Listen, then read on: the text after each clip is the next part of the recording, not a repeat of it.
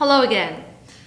Today we will be talking about what does a company need to do if it's willing to approach remote work. Let's start off with remote work in general. What is it? How do we understand it? Do we want to build a fully remote company?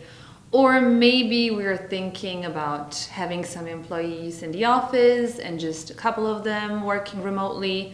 Are we thinking about hiring freelancers, or is it rather going to be a full-time opportunity? Well, that's a question that we need to think about. Anyway, the most important matter is how should we start? And today I will be trying to respond to your question, how should I start when I'm interested in implementing remote work? Well, many clients, many people ask me, hey Nadia, do you think that there is a general procedure that we can implement as a great practice from a different company to our company? Well, my response is no. Why? Because every company has its DNA. Every company is different, just as people are different and people create each company. Plus, every structure also changes, and we always need to take that into account. So we do have a framework in terms of evaluation. In order to start implementing remote work in the beginning, we have to think about what is actually needed in order to create this great remote work policy within our company. So what I always recommend is to perform a remote work audit. Why? We need to make sure where we are and where we want to be, what we have and what we're lacking. So basically, there are 4 different pillars that we should be taken into account and that we should evaluate. The first pillar is communication and company culture. How do we communicate internally today? How do we communicate with people that are already working remotely? And what is the company culture overall? Because think about it, that if you're interested to shift to remote work, the main concern that always comes back to me is, well, but won't it affect our company culture negatively? Well, it won't if you do it properly. So this pillar needs to be taken into account, basically these 2 matters. So after that, we have processes and procedures. What does it mean? Well, how do we hire people? How do we even look for candidates? What is the onboarding process within a company? What does it look like? Is it adjusted to remote workers or is it fully on site? That's a really good question. How do we evaluate the performance of employees? How do we fire? How do we end cooperation? This is also a really important matter. So there are many processes and procedures that we need to take into account if we are willing to think about also having a remote community. Another matter are obviously the tools. Today, there are so many different tools on the market. Maybe I can name just a few because obviously there are so many ideas, and I believe that still there will be many more tools appearing very soon.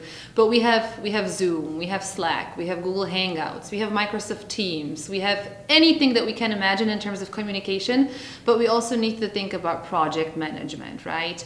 For project management, when we want to take a look at the big picture, we may have Monday, we may have Asana. Many different solutions. We can work on Google Docs if a team is cooperating. That's fine. So there are many tools. But what is the philosophy behind it? Every tool needs to be focused on a certain part, and it needs to be transparent. So the company basically should know how we are going to distinguish the tools. How are we going to distinguish the tools in terms of communication, in terms of project management, in terms of cooperation within a team? This is really important. Which tools we are going to use, for example, when we talk about communication, which tools are we going to use for team meetings, to facilitate the meetings, which for one-to-one, where can we add notes, how are we going to supervise the flow of some internal tasks. That's really important. And the last thing, which we can't forget, and it's something that also always comes back to me, is obviously an IT policy which has to be adjusted for remote workers. And even if you have home office for your employees, then that's still remote work, okay? And obviously, legal matters, right? So we cannot forget these two, because if we don't take them into account up front, then it actually increases potential business risks. If there is a data leakage, or for example, if something happens to somebody, if someone is working remotely, but this is not properly regulated.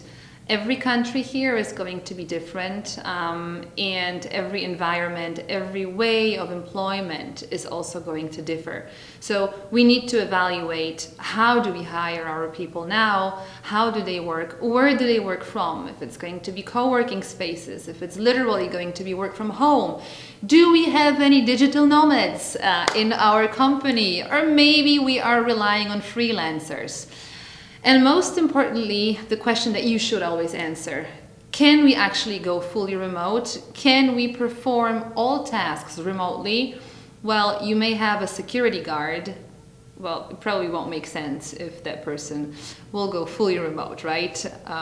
When you have an office to monitor constantly. So we need to be able to distinguish who has to stay on site, who can go fully remote, who can go partially remote. Or maybe you're starting off and willing to build a fully remote company culture, a fully remote company where everybody is spread all around the world, even in different time zones. Well, we have to take that into account as well. If you have any questions or any concerns, always remember to reach out to me. I'm always happy to chat, share experiences, and improve everybody's knowledge in terms of remote work. Stay tuned. Thank you.